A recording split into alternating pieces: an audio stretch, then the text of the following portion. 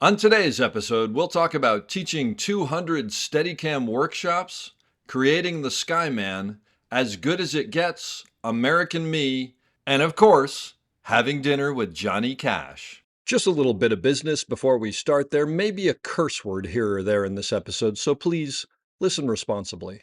As always, our website, theop.io, is up and chock full of tips, tricks, and GUI operator goodness.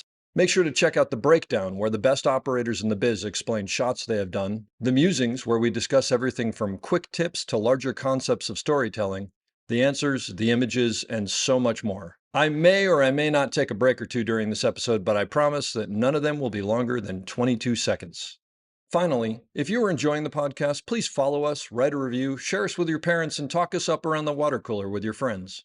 So grab a beverage, sit back, and enjoy the op. Thanks for listening. Lock it up, nice and quiet, and let's roll. Rolling. Victor 30 Echo, take 2. Hey, Margaret. Hey, Mark. And camera set. And action. Hello and welcome back to the Op Podcast, the podcast where we talk about operating and the art of visual storytelling. I'm your host, Dave Comides, and I'm coming to you today from the resort Refugio Cheiro di Mato in Sao Paulo, Brazil, where I am presently here. We just finished up a 1-week Steadicam Gold workshop, which is a 5-day Steadicam course sponsored and produced by Bucharest Atelier de Cinema, or BAC, which is a film school here in Brazil. And I'm very excited. In the audience today are 16 amazing Steadicam operators because they've gone through the Steadicam class. So they've been doing this all week. They're a little tired, but they're very excited to be here. And just so you know, if you hear the parrots or the rain or someone translating Portuguese or Spanish or English into Portuguese or Spanish, that is why you're hearing that. I'm really, really excited to have our lead instructor from the course and a great Steadicam operator in his own right, Mr. Jerry Holway, with us.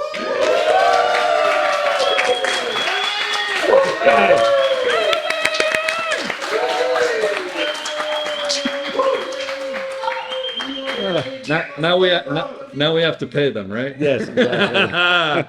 How you doing? I'm doing great. This has been fun. It has, right? This has been fun. They're usually fun. We had a lot of rain. We had a lot of rain. So we were kind of restricted in where we went and some other things. But, you know, in some ways that defines the workshop. And That's it was great. really cool. So how many workshops do you think you've led? 200. Oh my gosh, something. seriously? When did you start teaching? I started being a lead instructor in 1990. Oh, wow.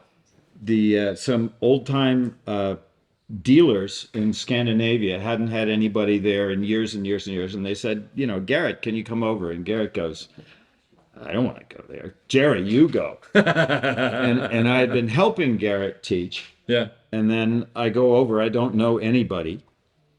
And I get there, and it's in a bowling alley in a resort. I mean, that was part of it. Okay. And so I get the bowling ball because I want to explain that a camera spins like a bowling ball. We usually say that, but I had a bowling ball. Oh, wow. And so I'm doing this, and I'm starting my talk, and everyone's very, you know, proper and everything, and they're all sitting in chairs and stuff. And a guy's phone rings. Yeah. And I just I'm stunned. Like, what? And he, Oh, he starts talking. yeah. And no one says anything. And I'm like, geez, this is going to be weird. Then he hangs up his phone. And I go and I start with a bowling ball and how it's like a camera and easy to turn. And I get maybe 5 minutes in and the phone rings. Same guy. Answers the phone. Blah, blah, blah, blah. And I'm like completely freaked out by this. And this goes on like all through the course, and I'm just astonished. But by day 2, the guys and I have been drinking a lot. You know, the helpers. As I'm happens making at friends. And They say, well, this guy's a producer, and by the way, on day 2, we're the ones calling him, and we are pretending to be producers from Italy, and we have this giant concert, and can he rent all this gear? And because it was analog. Yeah. And they hang up, and then they call his office, and they say, what is wrong? You know, with a fake Italian accents. What's wrong? We're trying to get through to him. And then the office calls him, and they go, and this goes on all week, including during his test. Oh my gosh. And then it went on for 3 weeks after the Just for workshop. anybody who's listening, at the end of the week, there's always a shot that's like the test that we sort of joke that if you fail, you don't Yeah. become a Steadicam operator. But of course, that's not true. So go ahead. Oh, okay. The people out there, Yeah. not these guys. These Just guys, did the no, test, they just did the test. and they Yeah. all failed. And so what? They're all going to come back next week. Yeah. But and this thing went on for another 3 weeks before they said, first they said with the Italian, they said, "Oh, sorry, cancel workshop." And the guy had rented gear all over Europe to make this Wow. thing happen. Jeez. And then 5 years later, they told him about it. So crazy. anyway, that was my first being the lead Yeah, yeah, instructor yeah. in 1990. Trial And then by I fire. did tons of them over there. Yeah. Used to help Garrett a lot, and then Garrett and I would like shift off being lead instructor and improving it all Yeah. the time. And eventually Garrett just didn't want to be lead instructor. He just wanted to come in, do his big thing, Do we and go spiel? away. Yep. And You took he off. still comes over. I mean, he still does great stuff with us. But So let me back up. How'd you get into film? What's your story? I went to college to be a marine biologist, and that seemed kind of stupid after about a week. Where'd you go to college? Cornell University. Okay. With Larry McConkey. Larry McConkey, one of the biggest Long- Steadicam operators in the world, who Yeah. wasn't a Steadicam operator. No, What was Larry? there was no Steadicam then. Larry was studying something really smart. He did fencing. He was a concert pianist, and he also was in the film program with me. Of course he was. It was a stupid film program, but we did a few things. Okay. And I have one memory of Larry. We weren't close. We were in the exact same class, but early on in editing some stuff, Larry came over and showed me, "What do you think of this edit?" And it was like putting down something On a table. Or on a table, Something like, simple. yeah, like a coffee cup on a Yeah. table. And I went, and I remember this, and this is really all I remember. Is like, "Larry, you got to cut out a few frames. It's like hanging up." And that's all I remember of Larry McConkey in college, pretty much. And that changed the trajectory of his career. 'Cause Yeah, he said, totally, I'm not totally. going to be an editor. I'm going to No, find it something. sucks, you know.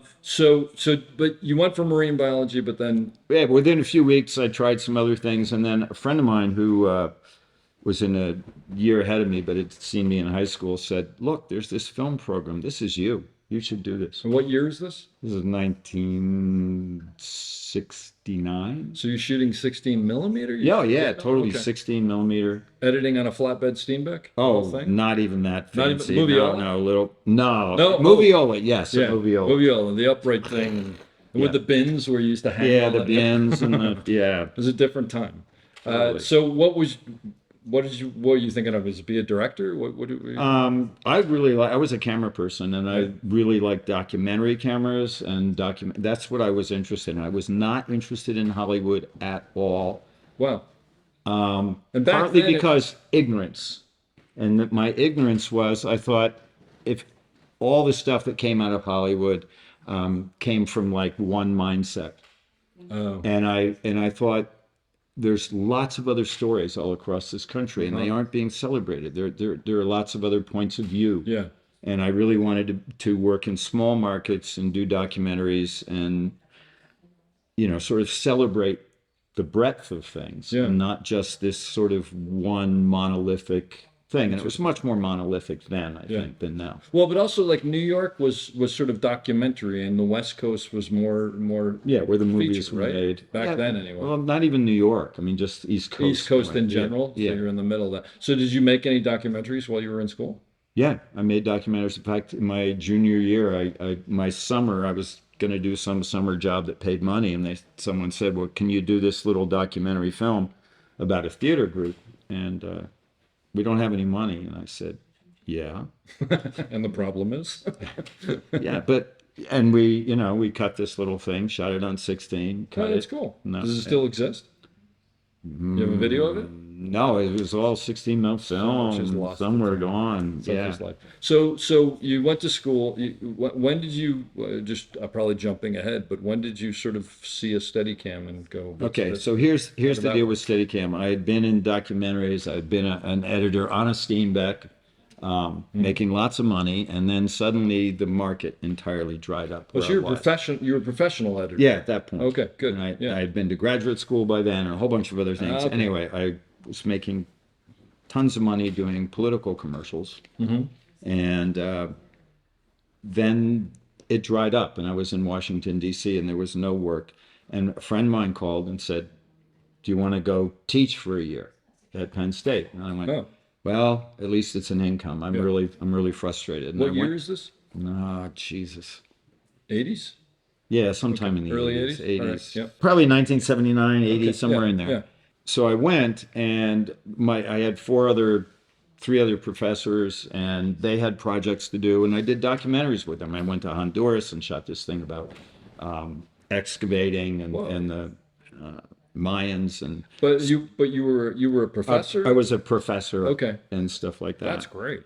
And then after working for all of them, I said, well, I want to make my own personal movie. And the movie was really strange because part of it, again, it was like one of these conceptual things. Yeah. And this part of it was that you don't know what really goes on in Washington, D.C. You have all the stuff that you hear about, the senators and the president, all that crap. But there's a real town there. And I said, I don't want my conceptions to affect this, so I'm going to throw darts at a map of Washington. And wherever the dart hits the map, I'm going to go film. And just find the story, sort of. And whatever happens, happens. Okay. And we used short ends, so I didn't know how long I had. But I needed a look, and I didn't want it to be handheld. And I found out that there was a Steadicam I had access to at this university. At the school. What school was it? Penn State. Penn State, okay. So the TV station had one of these things, didn't know what to do with it. And nobody knew hadn't been trained. You mean like the college, the school TV station there? Yeah, it was like a local station. PBS. PBS. It was a It was local public PBS. broadcasting. Okay. Yeah. And the head of it said, you can use our gear. And I was, okay. And then someone told me, oh, you can take a Steadicam course. And I went, okay. And I went up to Maine and did this course and then worked for like 200 hours, like 8 hours a day, because that's when I could access the thing for 5 weeks. Yeah. And then I shot this part of this movie. Using the Steadicam. Using the Steadicam, 60 millimeter film, an old CP16. Wow. And that actually was pretty cool. Because you'd put in those 200 hours. Exactly. And so you took it was a Rockport, the Rockport. Yeah, the Rockport workshop? one, yeah. So who were the instructors? Because this is what, 1984, 1982. 82. So what there? Ted Churchill, 50 his brother Jack, Amazing. Steve St. John, Amazing. Garrett. These are like legends for anybody who doesn't know. Yeah, Yeah. and they were They there. were the lead And instructors. what we did was so strange compared to what we do now. We barely did any shots. We did a bunch of exercises. Like we had 32 people, 8 groups, and they were all in the same room doing the same line dance. Just zoom, zoom, zoom, back and forth. And doing a switch. And then you'd move to the next camera. And all the cameras were heavy. And we hadn't figured out yet that you could balance the Steadicam on a stand. So you had to learn how to balance While you were wearing it? wearing it. What, was there not a dock to balance on yet, or nobody had thought of it? No one had thought of it. Garrett had a dock on The Shining That's where he so put great. things, but Yeah. we didn't. Nobody knew how to balance it on a stand. I love that because it's something that now is so stupid simple, of course. Right. I mean, it's so Garrett and everybody else was making it up as they went along because that was the thing. One of the favorite things that Garrett said to me when I interviewed him for Tiffin was, I've been the only Steadicam operator in the world, and it's very lonely. Yeah. And he was talking about the fact that like you had to figure everything out, and then there was someone else, and it's like, oh, let's figure it out together. And then so you were just figuring it out. That's amazing. So do you remember when you were putting it on? Well, first of all, this is a Model 1? It happened to be a Model 2. Okay, so it must have and just come out. some people at the TV station put it on me Yeah. before I went to the workshop. Okay. And I realized that this was for me. Well, I mean, instantly I knew this is what I wanted to do. This is the way I could move a camera. And if I could just take out the bounce. Bounce. Because I'd walk down a corridor and there were, brick walls or cinder block walls. Dang. And I could really see that I was bouncing up and down. I said, if I can just get rid of that, Yeah. I can be a Steadicam operator. And of course, there's a lot more to it than Of that. course there is, absolutely. Which I learned the Yeah, hard way. yeah. But the 5-day course was so, there wasn't so much to do that on Thursday we all had to take off and go play frisbee for the whole afternoon because there just wasn't enough to teach. That's amazing. Yeah. Because they had said, well, let's do a 5-day course, and they realized halfway. Yeah, all the courses up in Maine were 5 days. 5 days, but they just didn't have enough. They didn't to know teach. how to fill it. And were Jack and Ted established operators at that point?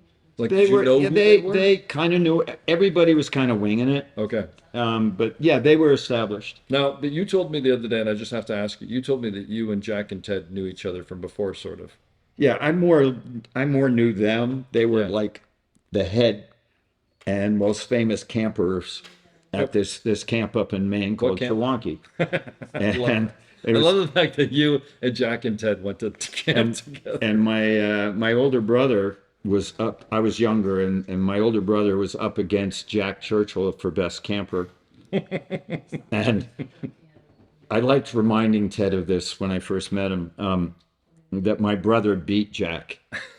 And so my brother became the head camper. Did he hold that against you? Oh, yeah. Oh, yeah. So Jack, if you're listening, I hope Yeah. this doesn't upset you, Yeah. but it's still out there. Yeah. So you left the workshop, and then basically, so you went back to the TV station and just put it on and every day. And I put it on for every day Figure for it out. 5 weeks, and then I shot my movie. Okay. And then I put it down for a year Oh. because I had to cut my movie Oh.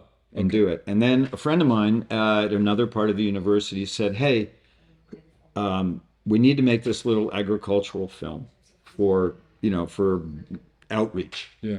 And he said, "Would you like to do it?" And the idea was that there was this magic box that the camera would dive into, or the people would dive into, and then they'd come out and they could be anywhere in Pennsylvania. Like a They transport. could be in a Okay. field, they could be in a Yeah. greenhouse, whatever. And this thing flew, and all we did was fly around as if it were literally, on wings.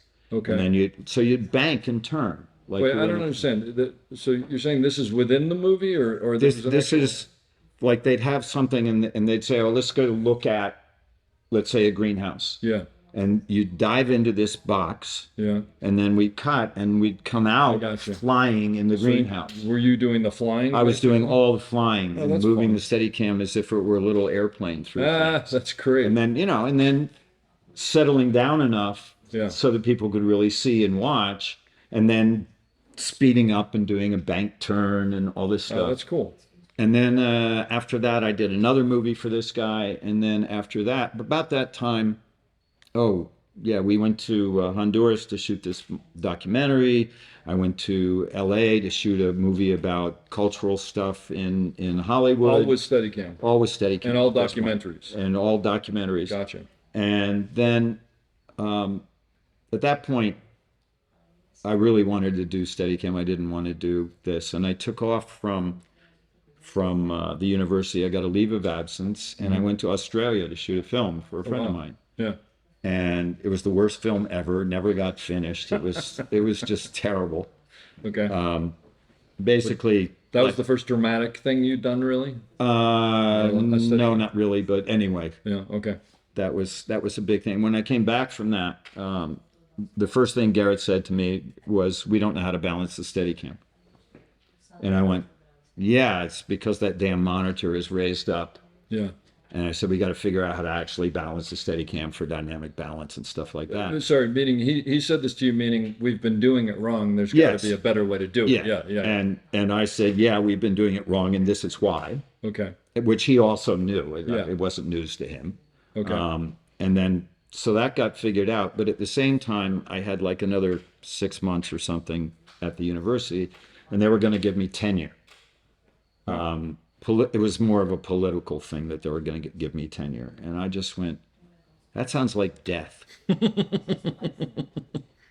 Sounds like I'm never getting I out will of be this. I will be stuck. Yeah. And I love this thing. And if I don't get out of here now and try Yeah. and see if I can make it. And I had no connections with the industry, and I had no way of You also really didn't have a affording it. Steadicam, right? No, I didn't have a Steadicam. I couldn't really afford it. How do you have any recollection of how much a Steadicam cost back then? My used one cost the bear thing cost 16,000. Which is like 50,000 or who knows what Yeah, what today's it is. value. It is But four what was a new one like? 66. Oh my gosh! So it was like probably over $100,000. Yeah. And could you just call Cinema Products up and say, "I want one," and they were sitting there, or there was like it took a while? I mean, was it easy to get if you had the money? Yeah, it was. Oh. My used one actually was sold to me by a guy from Cinema Products, and then it was a Model 2, and then I quickly modified it. I had to, solder and do something to make it mine. That's all you did with the And, old days, was solder. And then they called me up and they said, "Oh, we shouldn't have sold that to you." And I said, "What?" And they said, "Yeah, you can keep the arm and the vest, but they want the sled back." And I go, and I went to Garrett, like, Yeah, what's up? "Help me! Yeah, What is this?"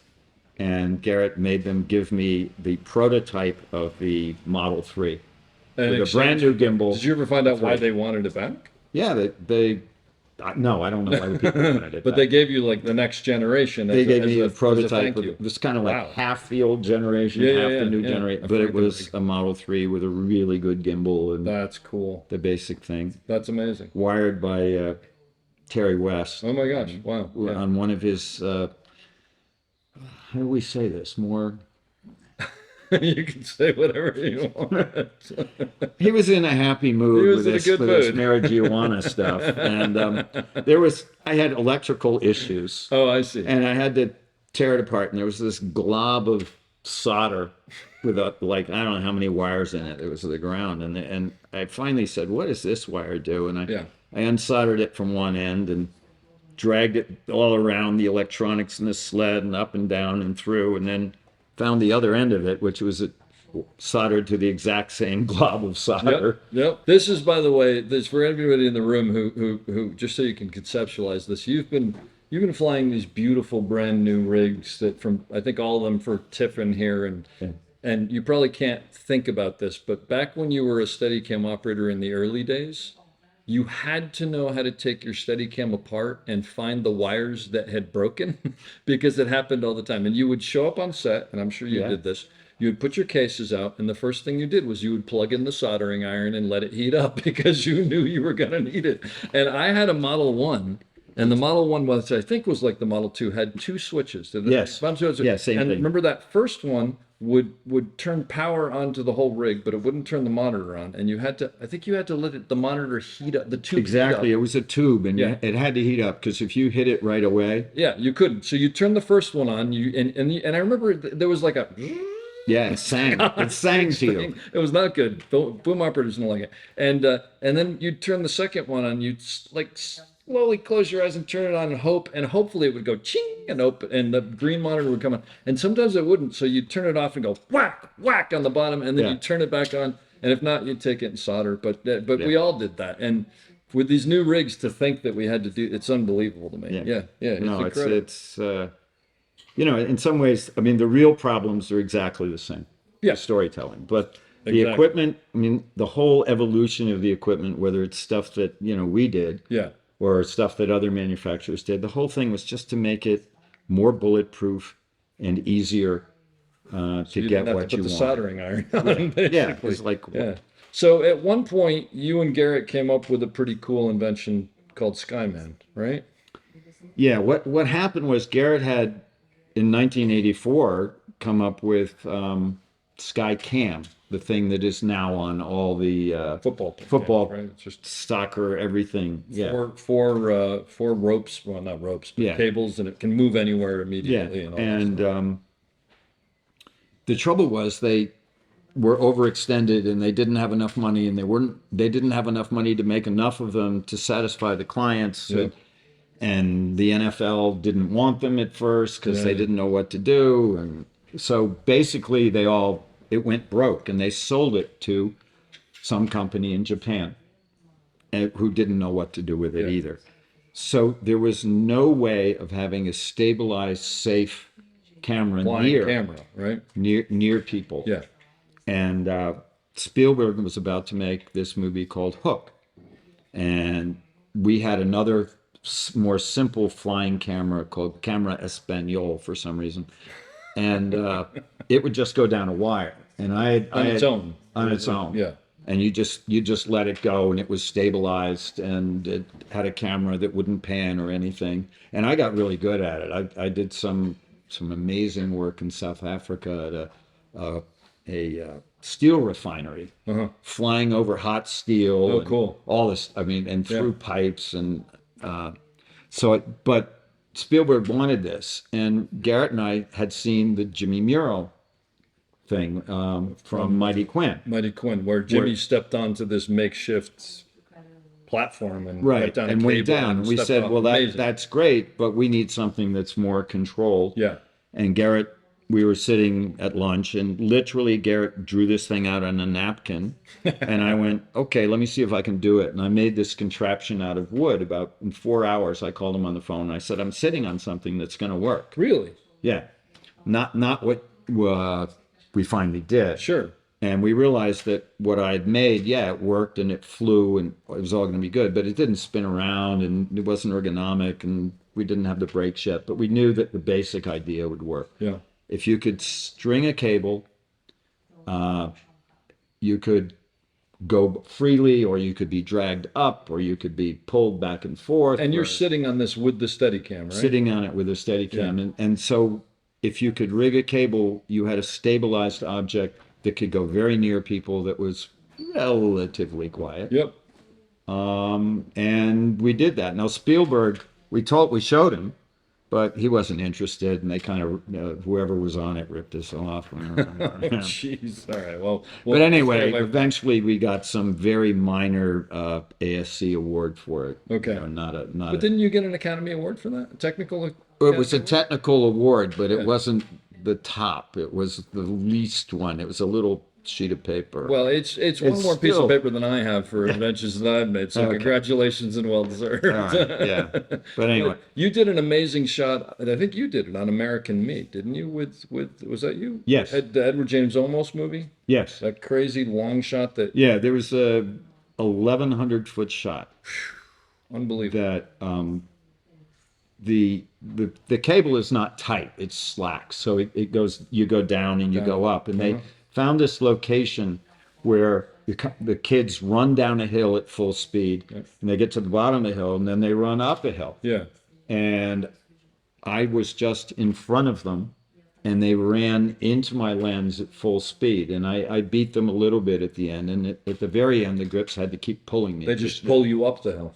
And the really cool thing, if you look at that shot, is that I have the record for the most Musco lights in frame. Muscle is huge. It was at huge. night. 12 Yeah. I had 9 of them in my frame, plus an entire, I don't know, 10Ks or something, and a big silk that's Fantastic. in frame in in the the movie. movie. I'm gonna post the shot on the page Yeah, for the I have a record for that. That's great.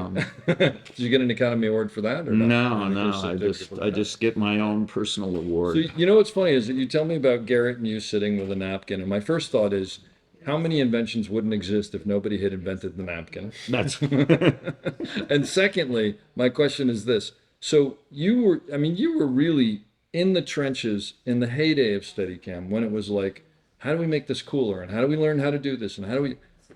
What drawings on napkins didn't make it or didn't get made? What ideas did you guys have that were too crazy or too whatever? Were there? no. Really? You went forward with everything? Yeah, we tried Yeah, everything. yeah. Okay, here's one that we went forward with and worked really well, and it's a little hard to describe just audio-wise. But imagine in the old days when people died or they were kings, they were carried by other human beings. Okay? So if you take a platform and you have some pipes underneath it, and you have 8 willing people, Usually the grips. the grips, but Not laughing necessar- Steadicam operators are better. Yeah. Not necessarily always willing, by the way. Right, yeah. Yes. You can step onto this platform and you have something that you lean against and hang on to so you don't fall down. And you can be lifted up in the air. I mean, they can bench press you. Each guy has only got 20, 30 pounds Yeah. at most. And they can run over rough ground. Yeah. And where's your lens? 8, 12 12, whatever. 12 feet Yeah. in the air, completely stabilized. Yep. And we tried this out at a master's get together Yep. in 1988. Workshop. Yeah. And I know it's been used in a movie once by Bob Euland Really? on Very Parent popular. Trap or something, where Okay. he had to get off of a low deck Uh-huh. and get down to the ground, but there was nothing there. And then people had to come down. The actors had to come down the Stairs. normal way Okay. and go into the yard. Yeah. And so he had him on a platform, and it wasn't like running around or anything, but it was the basic concept. So they could drop them down. Yeah. And I've used it on a couple of films, but I used it with something else that we tried, which was to strap a small stepladder onto it. So you can get onto this platform, and then you can climb up the stepladder one-handed, and you can get a much higher lens height. Yeah. Okay. Yeah. So as part of this workshop that we had with all these Steadicam operators, we made a really big platform, and we put a 12-step ladder on it. This is, by the way, everybody knows when you get a lot of accomplished Steadicam operators together, generally something like Really crazy dumb comes out happens. of it. Yes. And so we strapped this 12-step ladder onto this platform that 8 guys were going to lift. And there was one idiot named Garrett who went up to the top, and they bench pressed, and he tried to shake himself off. Yeah. And the guys down below couldn't feel it. They literally couldn't feel it. Really? Wow. And so there was this other idiot named Jerry who did a shot where he walked along the ground, stepped on this thing, climbed up the 12-step ladder, and the guys bench pressed me and ran across Wow. rough ground. Wow. So the stabilized lens is, what, 20 feet in the air? Yeah. 25 feet in the air? Unbelievable. It's just insane. And the cool thing, for low budget stuff, Like a crane. is the last few feet of a crane. Mm-hmm. When you're going by the gutter, going from the second floor window down to the ground. Mm-hmm. That's the cool stuff, and this thing works for that Yeah. really, really well. Yeah. Do you remember early on when there was a smaller number of Steadicam operators, did you all constantly trade, this is what I do? Because you couldn't look at stuff on the internet, or you couldn't email It stuff. was really hard. Were you sending video cassettes to each other? Or what? No, largely, I think what happened, at least for me, was we go to workshops, and trade everyone would stories? come to help, and there'd be a lot of extra help. Yeah. Especially when we started doing workshops in Philly, Yeah. where it was convenient from everyone from New York to come down, and then people would share stories. They mostly shared with Garrett, Sure. and then Garrett would share with us. Parse it out to everybody else. Yeah. And then at some point, Garrett and I decided that we had to find a way to disseminate this information, and we did the Steadicam letter Yeah. for several years. Oh, I remember Which that. was really- It's like a newsletter. That It was a went out. newsletter, Yeah. excuse me, that was supposed to be quarterly, but no one would contribute. No one felt up to contributing. Yeah. So I remember that vaguely. So one of the things I want to ask you about is, so Garrett invents this thing, and there's a small group of people who know how to do it, and it's sought after, and people like Steven Spielberg want it, and the big Yeah. movies want it. And so suddenly these people who really, for all intents and purposes, for other reasons, aren't on that level, they're suddenly getting asked to jump to these big levels. And was there a concerted effort and decision to go, we're not just going to keep this information to ourselves, but we're gonna put it out to other people and try to create other operators? Yeah. Because it sort of doesn't make sense sometimes on some level from an economic point of view of people wanting to go, I'm going to hold everything to myself. yeah, no, there were a lot of early operators who said, don't teach anybody else. Yeah. Don't give it away. Don't give it away. And it was like insane.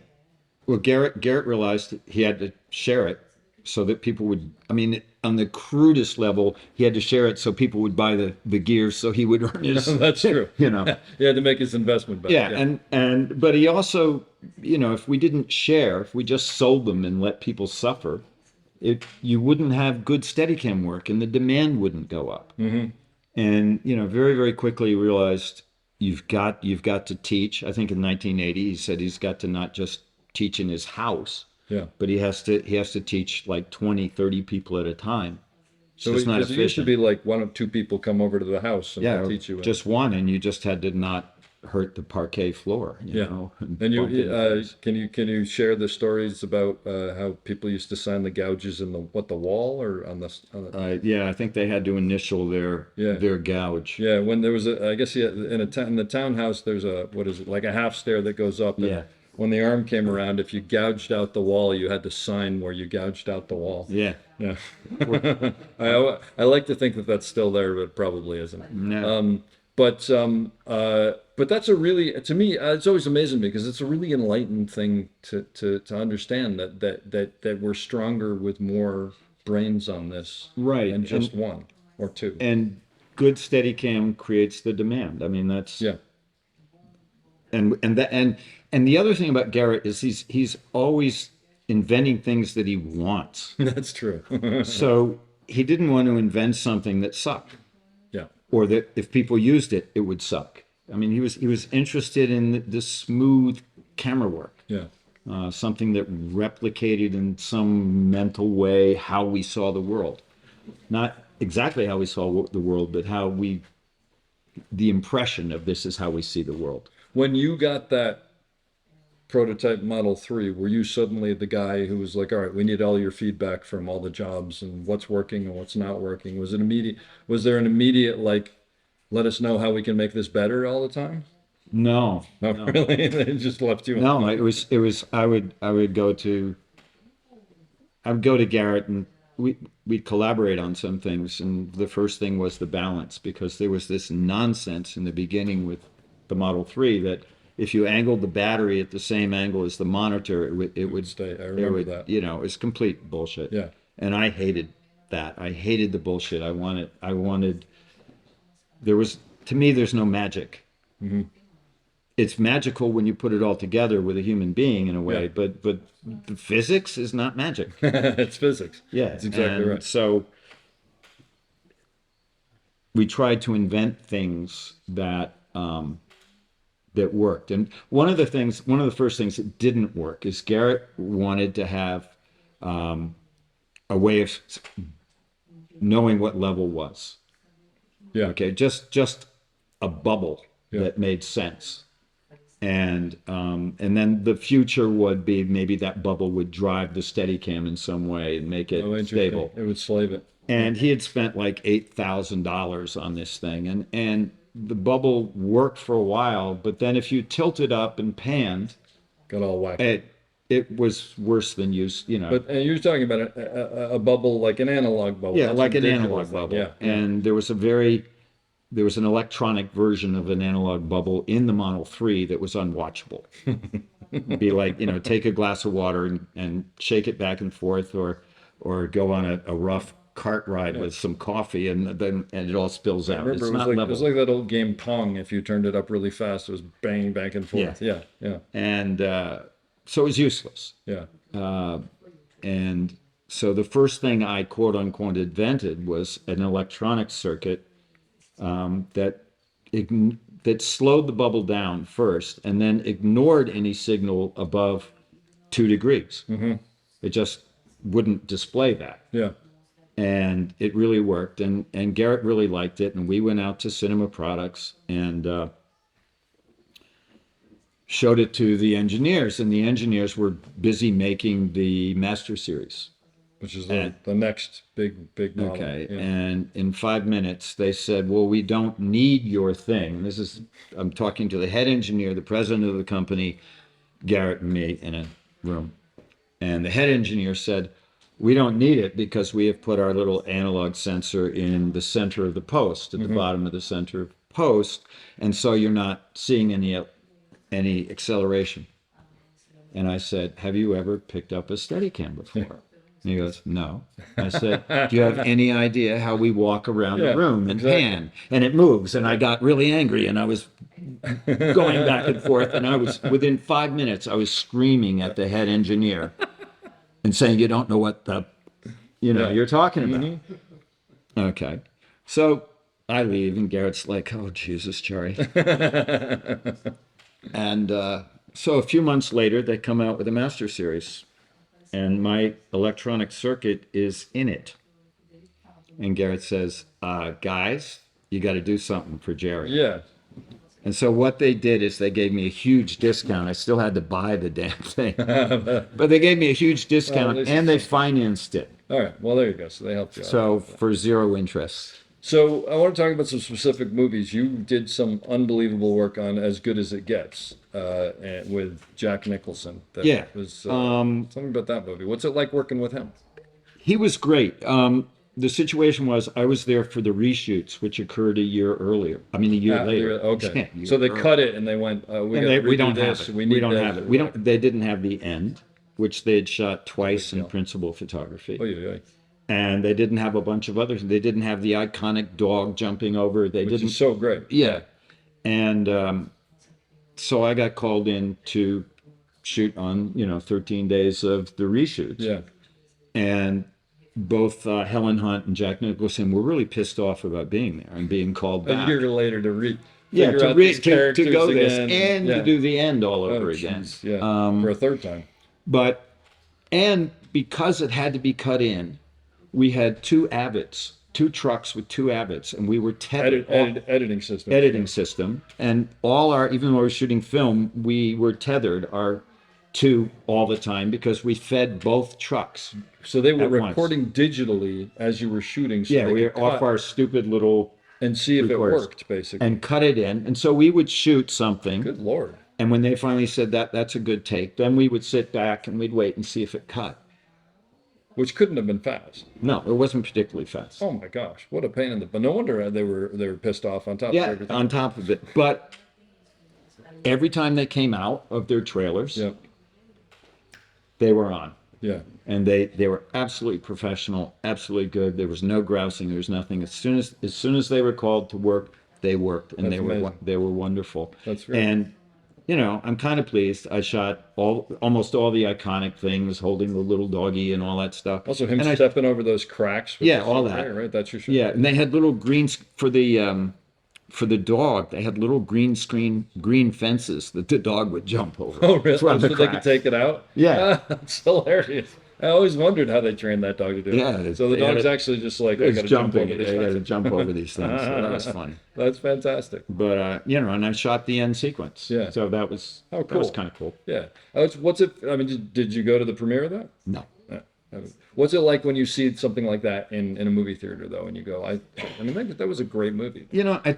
I get excited about it, and then it goes by, and sometimes I kind of forget that I even shot it. I mean, I've had movies where I go, yeah, I shot that. I think more on TV I'll do that. Yeah. When it's on TV, I'll go, that's my shot, that's my shot. Can you watch the stuff that you've done? Does it bother you? Boy, that's a really good question. Well, for me, I just see everything I hate, and it drives me nuts. And so often I can't. I mean, I do watch it, but or can you get lost in the story and forget what you did? I think the first time I watch it, I hate it. Yeah. And then maybe after a while, it's just, okay, the hell with it. How It's the long story. did you? Because you're retired now, but how long did you operate? How many years? Ballpark. I stopped about 10 years ago. Okay, so 10 years ago, 10, so 30 years, 30, 35 Something like years, that, something like yeah. that. Do you remember shots that you did where you were just like, I'm so happy with that? I mean, or is it always a struggle? I don't think I've ever gone home thinking that I couldn't have done it better. I think a lot of times I go, okay, that'll do for the movie. That they're happy. They're I can move happy. on. That's enough time doing Yeah. this thing. I don't want to do it again. And I'd be pleased by things. Yeah. I'd be pleased that I survive. There was a shot that I did, a funny little movie with Liam Neeson and Meryl Streep. Before and After was the name of it. Jeez, I forgot. And I had to walk down a corridor it was a set, but I had to walk down a corridor, second floor, step on an unprotected crane Always a good thing. without any thing. Sure. And drop down halfway to a landing where they had a conversation with somebody else, and take them further down all the way to the ground, and then they get off the crane as they got off and go sideways and end up in some shot. And in order for them to drop me down and move the crane back, I couldn't even stand up straight. I had to duck my head or I'd be knocked off the crane. And Meryl Streep, watching me do this in the rehearsal, nearly threw up because it was so scary for her to watch me, just barely not knock my head off there. But getting through that, you go, that was good. Yeah, right. I I don't know what the shop is like. I'm still alive, so that's a plus, right there. It's a big plus. It's amazing the stupid things that we do. Do you remember when you would get called for a big movie or any movie or whatever? Do you remember? Were you, even after you were established, were you nervous? Always. Always, yeah. You never know what they really want out of you. Did it change from like, I don't know how to be a Steadicam operator to I want to tell the story, or like, I mean, what's the nervousness? Am I going to work with all these people? Is it going to, is my monitor going to turn on? Is my monitor going to turn on for a long time? That's what I mean. After the equipment was worked out, but so even to the end of your career, was still nervous when you got a call? No, I don't think so. But more nervous about who am I going to work with, and is it going to be fun, or is it going to be stupid? Or but I think the reason I ask this because most of the people I talk to, I think, and myself included, the night before the first day, it's tough to sleep, right? Yeah. And I think younger operators think that's just them, and it's not. It's just human nature, I think, right? Yeah. Are people going to like me? Am I going to get along with them? Who's my dolly grip going to be? Et cetera, right? Yeah. Just one story I didn't have time to really get nervous is that I get a call about noon, and they say, "Can you get on a plane? It's at 4:00. Can you get to the airport? Get on a plane." This is before all the 2001. Yeah. Can you get on a plane and fly to Albany, and we'll have a car meet you, and you can come to set on this movie. And it's Darius Kanji and Neil Jordan. We talked about in Dreams, right? In Dreams. We talked about this.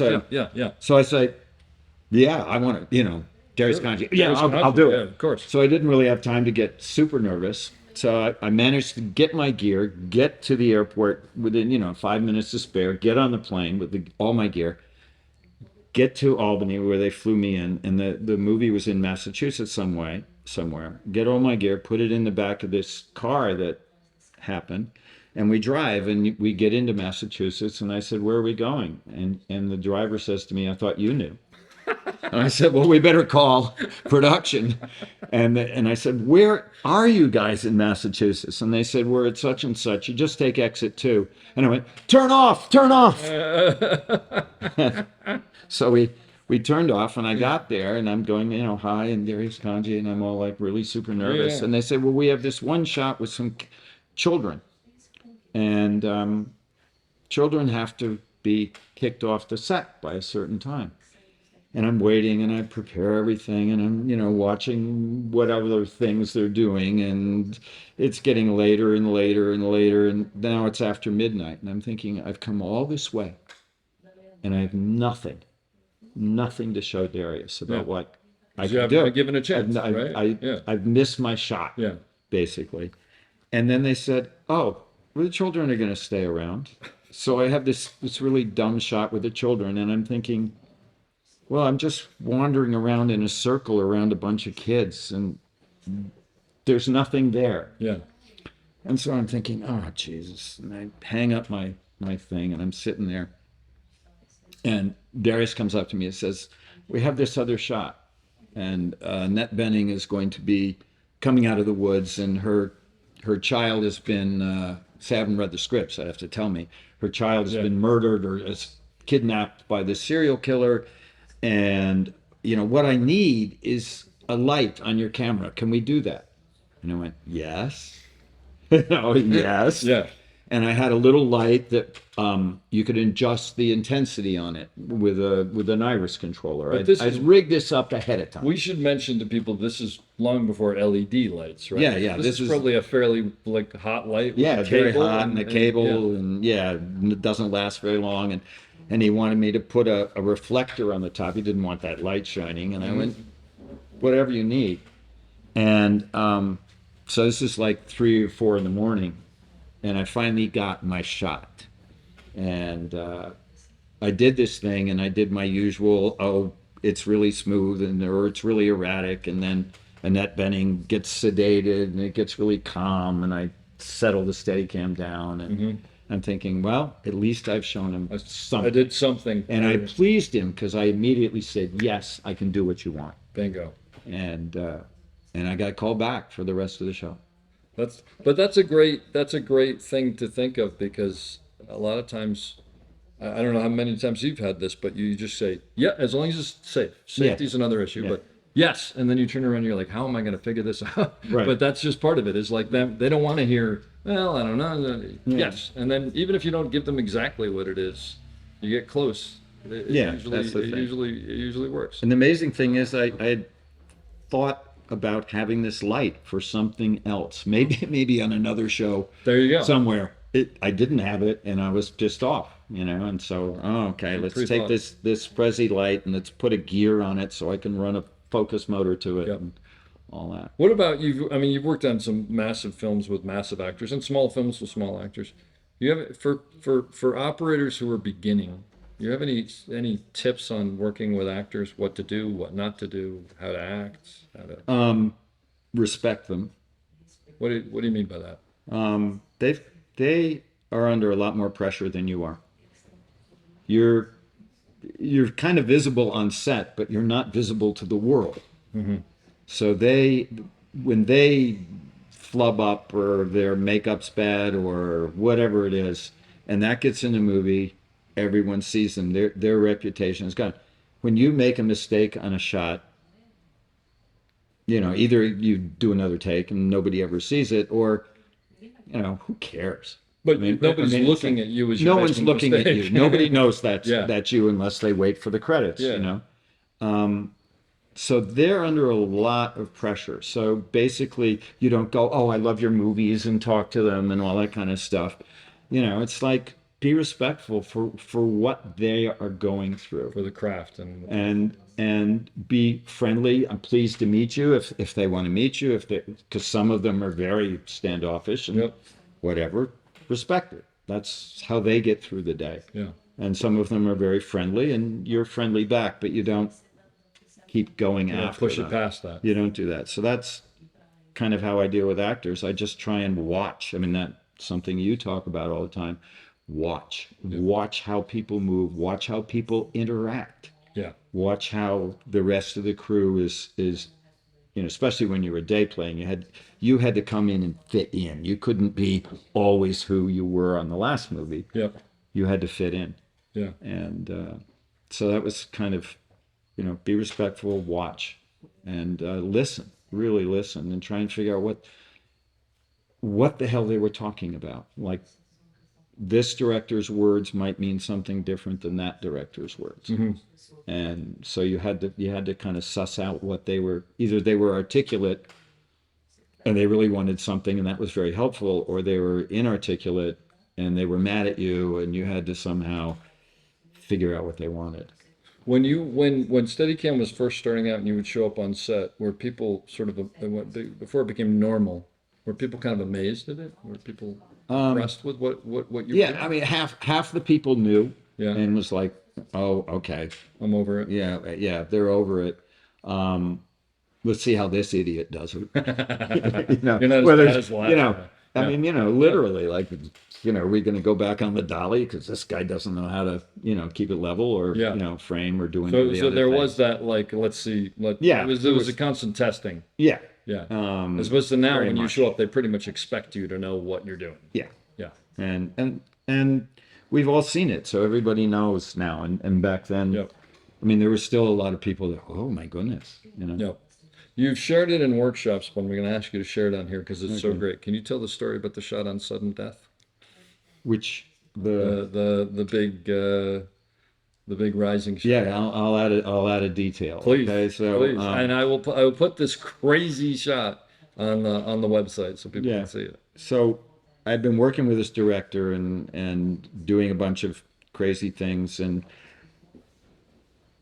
I had to do this shot that started on a hockey puck, basically, and rose up 200 feet, dead nuts, straight up, past the signboard, the scoreboard. The thing in the middle of the hockey arena. Right, It's hanging which from the said ceiling. sudden death on it.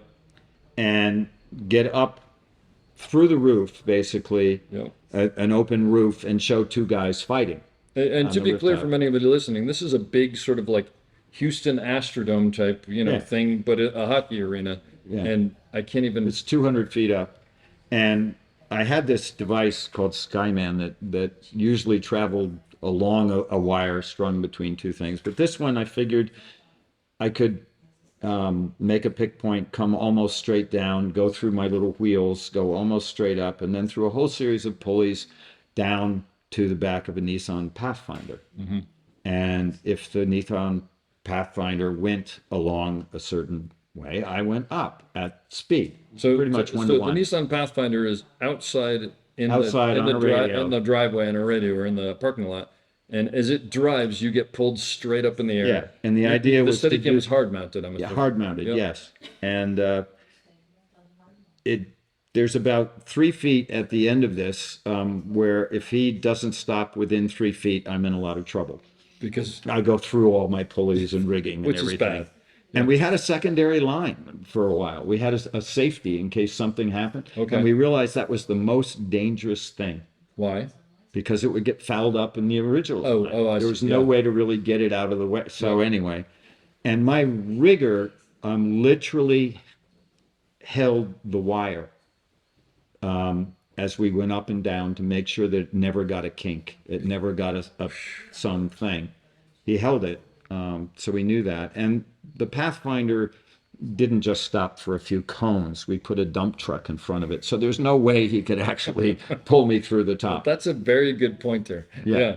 And then the sad thing is that when you accelerate like that, you're in a high-speed elevator, basically. And I mean, the grip was told, it was his truck, so he was told, accelerate as fast as you can, decelerate as fast as you can, put the brakes on. And when you first start, the rig weighs like 2-3 times what it normally weighs. So the arm is doing absolutely nothing. And then while you're halfway up and you've come to speed, the rig behaves like a normal rig. And then you're looking up, you're shooting down, looking at the hoppy rig, but you're looking up to see where Where you're going. and when you have to tilt up, Uh-huh. and then you get level. So you tilt way up and then tilt level. Mm-hmm. And at the same time, the rig suddenly wants to fly, into the sky and jump off your arm. So suddenly your arm hand is like pushing down as hard as it possibly can to make this happen. Was there ever a point in the middle of this where you thought this was just not a good idea? No, and the reason I didn't think that is because I did it by the numbers. Yeah. First, I put a bunch of sandbags on the thing to see if it would fly straight There up we in go. the air. Yep. And then I put more sandbags and slowly built up speed. And then I sat on it without the Steadicam and built up speed. And I figured out what it was going to be. And then the AD came up to me after we'd done a couple of rehearsals. And he came up to me and he says, "You're putting me in meal penalties." You're putting him in meal penalties. You're- Yeah. Because you came up with the shot. Well, and they had goofed around for Yeah, a of long course. time. That's what I'm joking. Yeah. And I had a pretty big mouth at that time. And I looked at him and I said, "Are you helping me?" And he walked away. Wow. He went, ah. And we went ahead and put him in meal penalties. But, we got the Yeah. shot. But I like the idea that you did it by the numbers, because it's essentially, a friend of mine says, you did something unsafe, you did it safely. Yeah. and it worked out. And it's it's an incredible shot. And the other thing is, for all the Skyman stuff, I never took hazard pay. I never considered it a stunt. Interesting. And there was a real political reason for doing that, because if it wasn't safe, I wasn't going to do it. I wasn't. It was either right Yep. or not. So for anybody who doesn't know, within the union, there's something called hazard pay, where you get something ridiculous like $60 or something 50, like $60 that. But yeah. the important thing is actually it puts life insurance on you, so that if something happens, that comes up. And my friend John Lindley, a great cinematographer, I think we've talked about this, says you should never take hazard pay, because if you take hazard pay, you're admitting that something you're doing is dangerous, and you shouldn't do dangerous things. You Yes, should do exactly. things safely. Exactly. And I mean, his other part is that and I don't disagree with this, we should probably have in this industry, we should probably have life insurance on us all the time because it's a crazy industry. But I do agree with that. Do you have a favorite shot that you've ever done? You have like one shot that you sort of is No, I have a bunch of shots that yeah. I like, but I don't think there's a single favorite shot. Yeah. Okay, when you look back at your career, are you amazed at what it became from that TV station? Yeah, I mean, I had no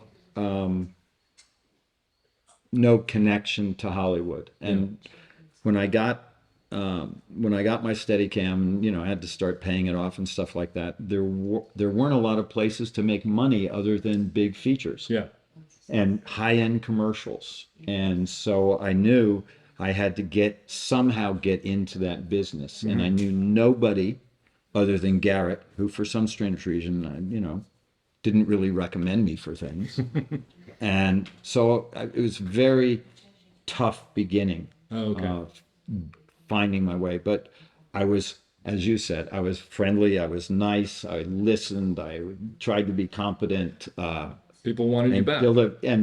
People wanted me back. Yeah. And I got an awful lot of my jobs through assistants that I treated well and I respected. By the way, that's for anybody listening who's starting, that's a great indicator that you're doing good work if the assistants are giving your name out and calling you back. Yeah, I'd get calls all the time. I did a lot of day playing in New York, and it would be one assistant or another that did it. I think my favorite film was The Apostle, and Directed by Robert Duvall? Directed and acted in, and it was his personal film. It was a relatively small crew, and so we were very intimate. I'm thinking of a story, and I'm wondering, should I tell that? You can tell it. I can cut it out. But one of the things was we were close, and we had a big effect on what was going on. Yeah. And the A camera operator was also the DP. That was allowed. That happens. And he was a commercial guy. Okay. And so, instead of like landing a nice thing and doing it in a more normal filmmaking way, we'd be having like overs or something, and two people sitting down as we are.